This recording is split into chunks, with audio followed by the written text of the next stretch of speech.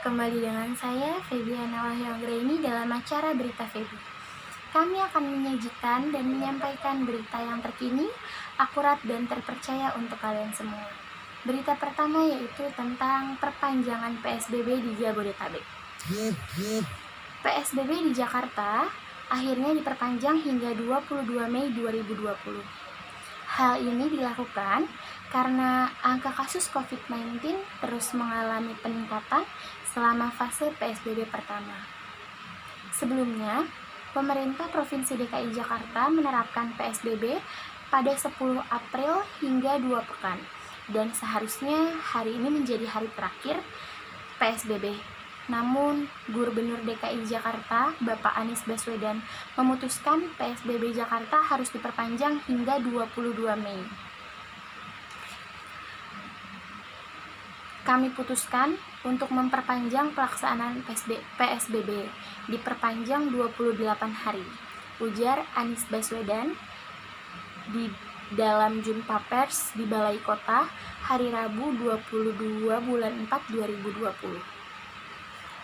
Berita yang kedua yaitu tentang mudik dilarang, kendaraan pribadi dan angkutan penumpang tidak boleh keluar Jabodetabek.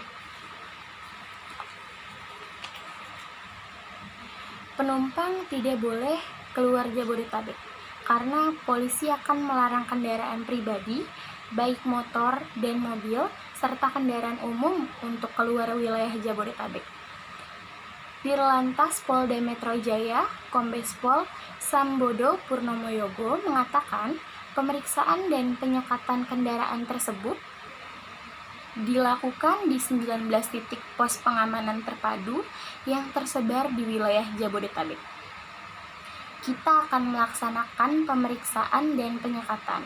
Apa itu pembatasan pemeriksaan dan penyekatan? Larangan mudik ini hanya berlaku bagi angkutan penumpang, baik pribadi maupun umum. Sambodo menegaskan, kendaraan angkutan barang, logistik, dan kebutuhan pokok masih boleh masuk dan keluar wilayah Jabodetabek. Selain itu, polisi juga membatasi mobilitas masyarakat yang masuk dan keluar Jakarta dari arah Depok, Tangerang, dan Bekasi. Artinya, orang Bekasi masih bisa masuk ke Jakarta, pekerja-pekerja dari Bintaro, Serpong misalnya masih bisa ke sini. Termasuk juga dari Depok masih bisa ke Jakarta, dan sebaliknya dari Jakarta juga masih bisa ke Depok, Bekasi, dan sebagainya, kata Sambodo. Berita ketiga yang akan saya bawakan yaitu data kacau bansos di DKI Jakarta.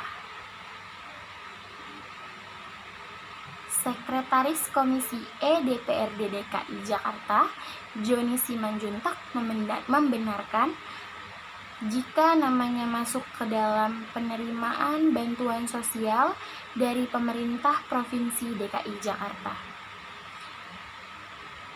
Padahal bansos tersebut diperuntukkan bagi warga miskin dan warga-warga rentan miskin yang terdampak COVID-19.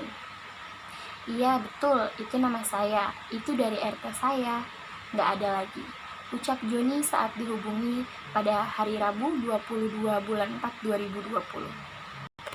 Iya, itu sedikit berita yang bisa saya sampaikan dan saya informasikan. Berita itu tersumber dari berita Kompas dan berita itu akurat. Sampai sini saja perjumpaan kita. Selamat pagi.